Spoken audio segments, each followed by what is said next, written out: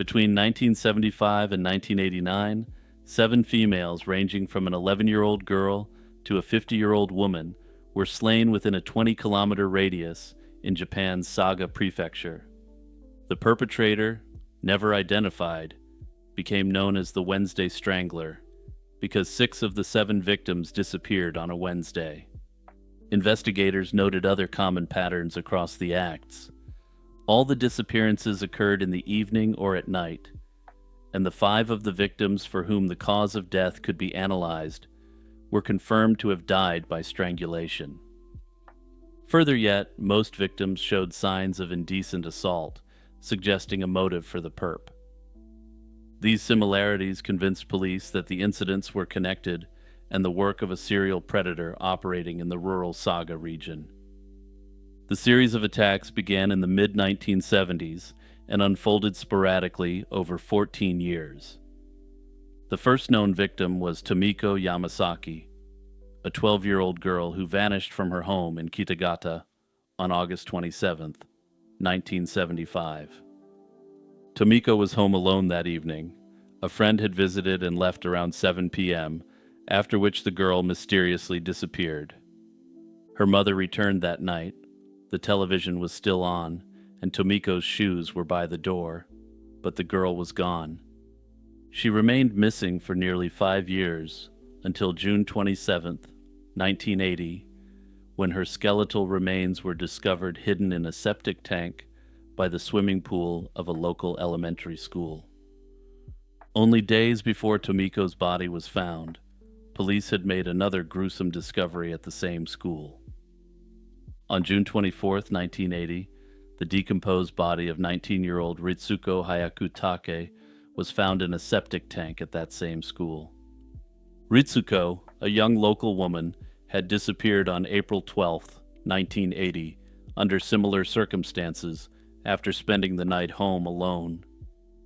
In the weeks after Ritsuko's disappearance, her family received a taunting letter written in an old-fashioned Japanese script. One line read that their daughter, quote, "isn't coming back," and another read, quote, "I hope you suffer." Notably, these letters were never proven to be from anyone related to the case. They also got a series of phone calls from a young-sounding man who warned them not to publicize Ritsuko's case or cooperate further with authorities. The discovery of Ritsuko's body and then Tomiko's in the exact same location 3 days later made it clear the two cases were linked. The next victim was Chizuko Ikegami, a 27-year-old factory employee from Shiroishi. On October 7, 1981, a Wednesday, Chizuko left her garment factory job and never returned home. About 2 weeks later, her body was found in a vacant lot in a nearby city. She had been strangled with an electrical power cord that was still wrapped around her neck. Just 4 months after Chizuko's slaying, an even younger victim was claimed. On February 17, 1982, Kumi Nishiyama, an 11-year-old elementary school student, was walking home when she was abducted. She had parted ways with her friends only minutes before the kidnappers struck. Kumi's body was found the next morning, stuffed inside a bag and left in a grove of trees near her school. It was estimated she was slain within 10 minutes of being taken. Several witnesses later reported seeing a suspicious middle-aged man in a white car cruising around the area that day. This man had allegedly tried to lure a woman at a bus stop into his car. This woman refused and threatened to call police. He was also seen approaching groups of school children, with some children reporting that he was offering rides, and others saying that he wanted to show them pictures. In fact, on that same afternoon, a man in a white car briefly kidnapped another young girl, releasing her only when she began crying loudly.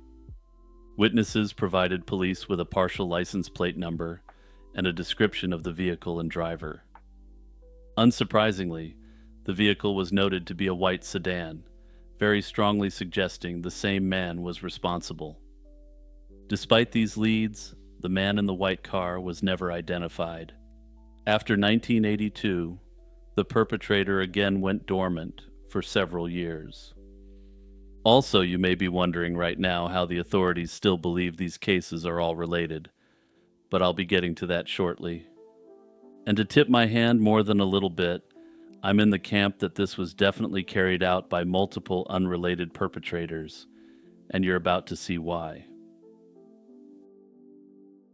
The case had grown cold when 5 years later, the violence began anew. On July 8, 1987, Sumiko Fujise, a 48-year-old restaurant worker from Takeo, left work early to go out with colleagues. After an hour together, her friends invited Sumiko to continue hanging out, but she declined and headed off on her own. Sumiko never made it home that night and was soon reported missing.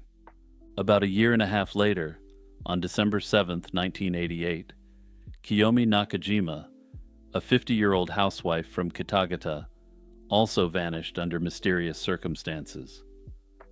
Kiyomi had left her house that evening to attend a weekly volleyball practice at a local sports center less than a mile away, but she never arrived. A local resident had seen her speaking with a man on a bicycle shortly before she disappeared. 2 weeks into the search for Kiyomi, her husband received a strange phone call at home. An unidentified man claimed that Kiyomi had been found near a mountain pass.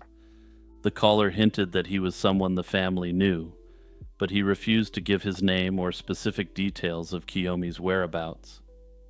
Kiyomi's husband recorded the strange phone message, but police were ultimately unable to trace the caller. Both Kiyomi's home and her husband's workplace began receiving repeated silent calls afterward, possibly from the same person. The final victim in this series was Tatsuyo Tatsu, a 37-year-old office worker from Kitagata. On January 25, 1989, again a Wednesday, Tatsuyo spoke with someone on the phone in the early evening, then told her mother she was going out to help a friend. She left the house and never returned. Later that same night, Tatsuyo's car was found abandoned in the parking lot of a local bowling alley. A co-worker came forward to report that she had seen Tatsuyo getting into a white Toyota sedan with an unknown person that evening. This disappearance immediately set off an intensive search, but it ended in grim fashion just 2 days later, and the results would spark a massive media firestorm. On January 27, 1989, a couple driving through a wooded area in the mountains of Kitagata pulled over so the wife could gather flowers. As she walked near the base of a cliff, she stumbled upon the dead body of a woman and immediately called police. When authorities arrived and searched the area, they discovered 2 more female bodies sprawled at the bottom of the same rocky slope, about 6 feet apart from each other. Personal items and clothing belonging to the victims were found scattered in the underbrush over the area, suggesting the perp had dumped the victims and their belongings from atop the cliff. The 3 bodies were soon identified as those of Sumiko Fujise, Kiyomi Nakajima, and Tatsuyo Yoshino, the missing women from 1987 to 1989. Forensic examination determined that Kiyomi and Tatsuyo had each been strangled, while Sumiko's remains were skeletal, and the cause couldn't be made out. This finding sparked a massive media sensation, and also marked the end of the slayings. The discovery of 3 bodies together in January 1989 dramatically re-energized the investigation. Given that Sumiko, Kiyomi, and Tatsuyo were all dumped at the same site, police now had confirmation that a single perpetrator was behind those 3 acts. Attention quickly turned to Teruhiko Matsue, a 26-year-old man from Kitagata, who had known Tatsuyo personally. Matsue was acquainted with Tatsuyo through work and was one of the last people to call her before she disappeared. In fact, immediately after the 1989 cliffside discoveries, Matsue was briefly detained and questioned because of his link to Tatsuyo. During an intensive interrogation, he seemed to suggest his involvement. However, he quickly recanted anything that could be taken as a confession, claiming he had been coerced, and he provided an alibi. He said that he was out with friends on the night Tatsuya was slain. At that time, with no physical evidence or eyewitness testimony implicating him, the police let him go free. For more than a decade after 1989, the Wednesday Strangler case saw little progress. It wasn't until the early 2000s that investigators revisited Teruhiko Matsue as a suspect for the 1987 to 1989 triple slayings only. By 2002, Matsue was serving a short prison sentence for an unrelated burglary conviction, when new evidence and the looming expiration of the statute of limitations prompted police to act. On June 11, 2002, Saga Prefectural Police rearrested Teruhiko Matsue in his cell and formally charged him with 3 of the serial slayings. Notably, the 15-year statute of limitations had already expired on the first 4 slayings. Prosecutors sought the death penalty, portraying Matsue as a cold-blooded serial strangler who preyed on women and dumped their bodies in the mountains. Matsue's trial opened in October 2002 in Saga District Court, and he pleaded not guilty to all charges. The case against him was largely circumstantial. The prosecution's evidence included his past alleged confession and some potential forensic traces. Matsue's defense argued that the incriminating statements he gave were coerced by an aggressive police interrogation and that the DNA evidence wasn't conclusive. In fact, when a further mitochondrial DNA test was conducted on materials from the crime scene, the results didn't link Matsue at all, which was highly problematic to the case against him. Also, I feel it necessary to mention that this sort of evidence should have been considered a good thing for the prosecution. It let them know that they didn't have their man, but perhaps because the statute of limitations had expired, they just kept up the prosecution despite obvious exculpatory evidence. Ultimately, in 2005, after significant delays, the court found the case against Matsue lacking, and all charges against him were dismissed. The court wasn't kind to how investigators handled the case, to put it mildly. The court found that he had been coerced into his pseudo-confession. Also, given the way Japanese cops handle interrogations, when a Japanese court finds that an accused was coerced, that's pretty damning. This verdict was a shocking disappointment for the police and prosecutors, who immediately appealed. The saga finally came to a close in March 2007. The Fukuoka High Court upheld the not guilty verdict on appeal, meaning he was once again cleared of all charges.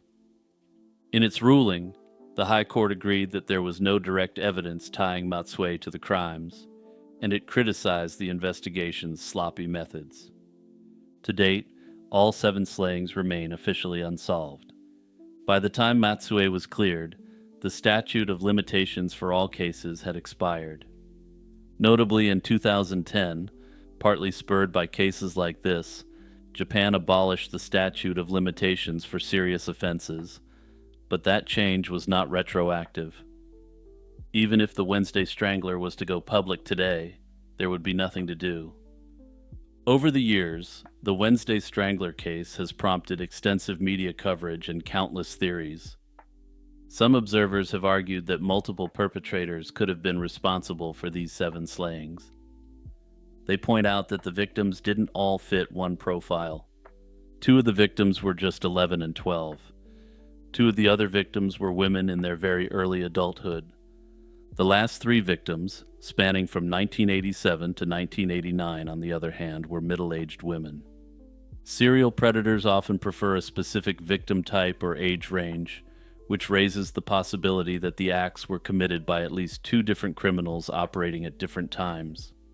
This theory generally suggests that 3 or more perpetrators were involved, and that most of the links are simple coincidences. That said, there are still many who believe that given all these coincidences, this was all the work of one man. Unfortunately, it doesn't appear that DNA evidence was preserved from the earlier victims, and unless the perpetrator comes out and confesses, it seems unlikely we'll ever have answers. In the summer of 1911, On a warm Saturday night in Atlanta, Georgia, a young woman named Emma Lou Sharp went out to look for her missing mother.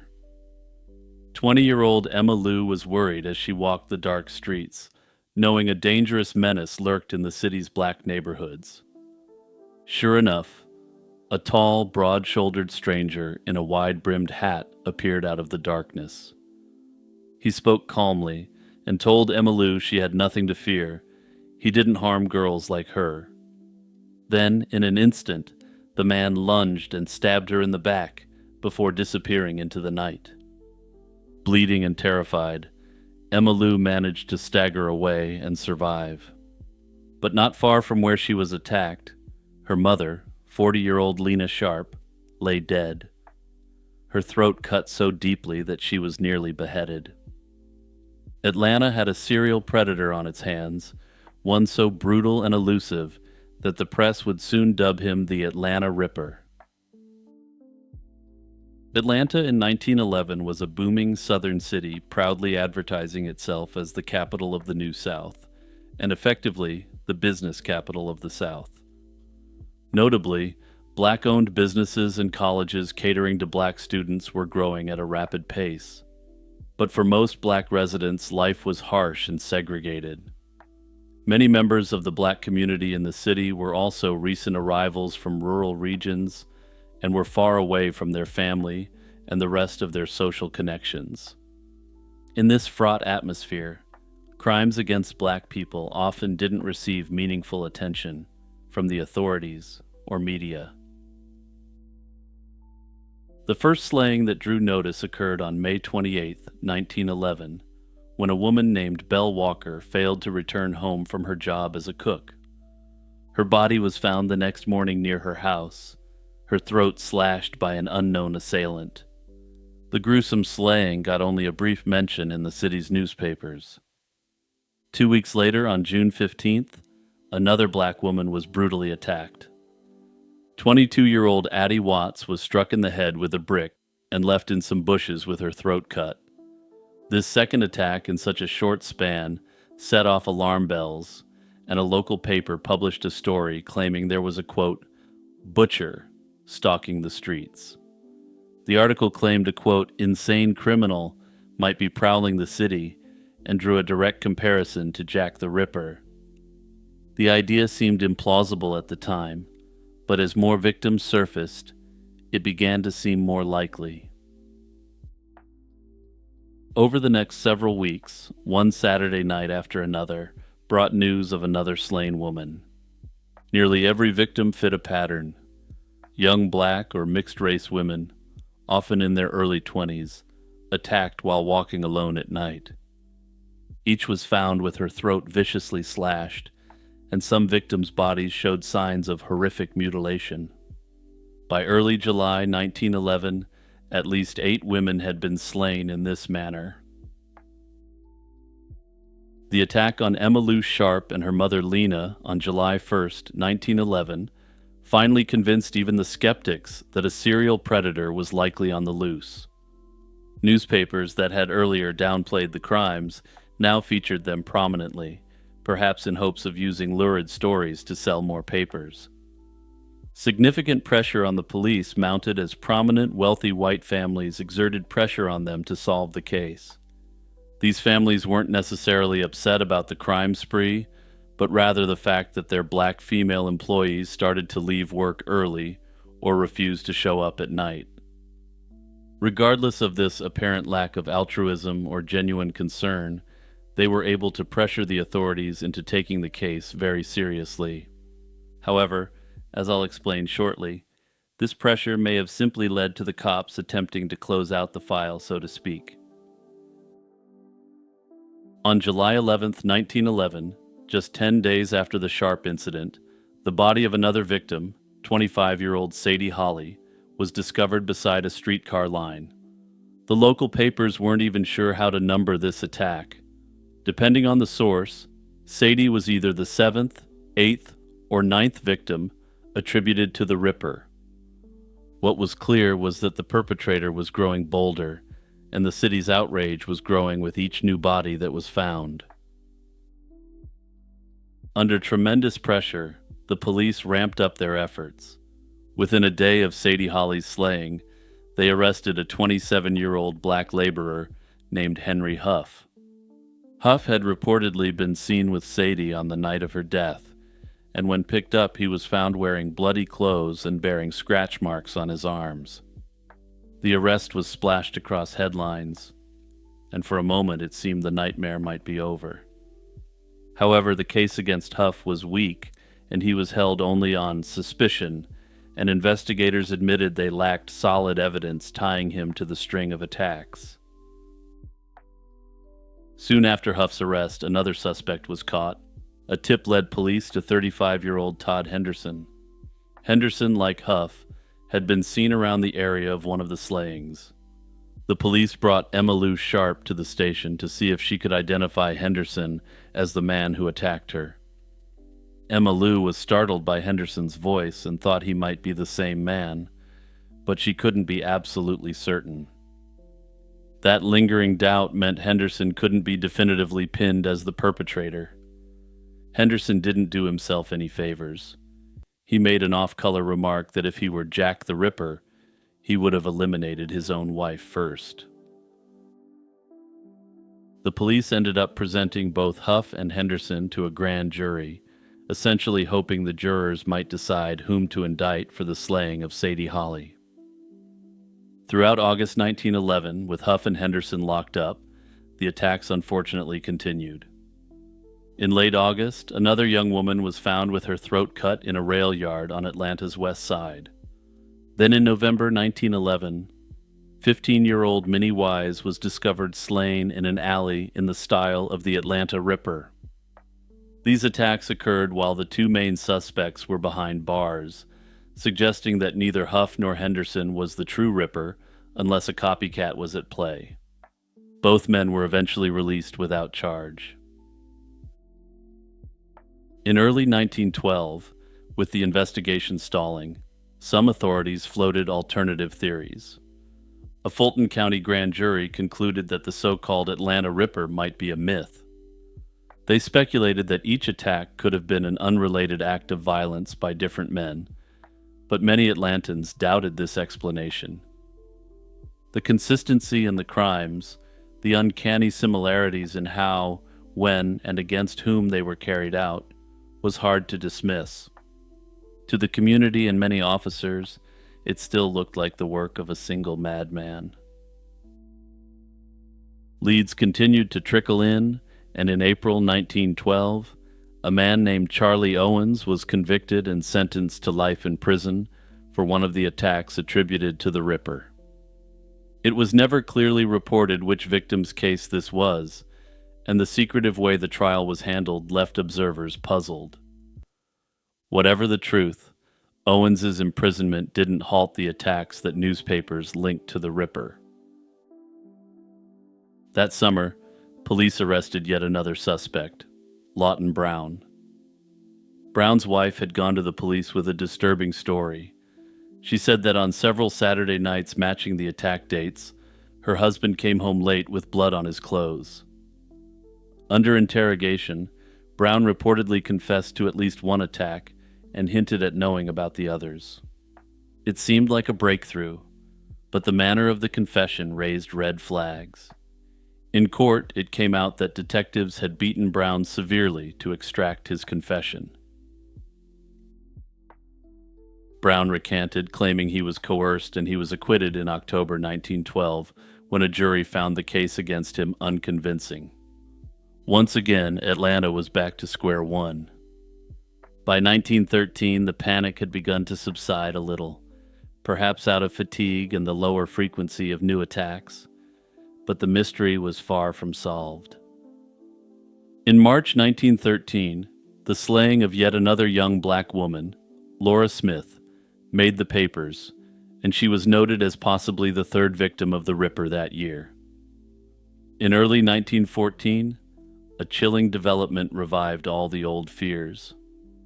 Handwritten notes were found pinned to emergency call boxes around the city, warning that the Ripper would start attacking younger black women caught out at night. Soon after, several more women were attacked and slain in familiar fashion, bringing the total toll attributed to the Atlanta Ripper to somewhere around 20 victims in all. And then, as mysteriously as it all began, the attack stopped and never resumed. After 1914, no more slayings were linked to the Ripper's spree. The nightmare that had terrorized Atlanta for 3 or 4 years simply evaporated without any satisfactory conclusion. Over a century has passed, and the Atlanta Ripper case remains unsolved. No single suspect was ever definitively identified as the perpetrator, and no one was convicted for the majority of the attacks. After the attack stopped, the authorities rapidly lost interest in wrapping up the investigation, and the case went cold. Contemporary analysis has strongly considered that the Atlanta Ripper might not have been a lone wolf at all. It's possible that multiple perpetrators used the Ripper's brutal methods as a cover for their crimes. Some have suggested it could have been a group that actually communicated and conspired with one another. Others have suggested that as the hysteria built, copycats could simply employ the widely known methods of the Ripper to provide cover for their crimes. Under this theory, these individuals may have simply used it as a cover to attack those close to them without the usual scrutiny that would bring. Others maintain it truly was one man who vanished from Atlanta by 1915, explaining why the attacks ceased so suddenly. Ultimately, the truth of this case is unlikely to ever be known.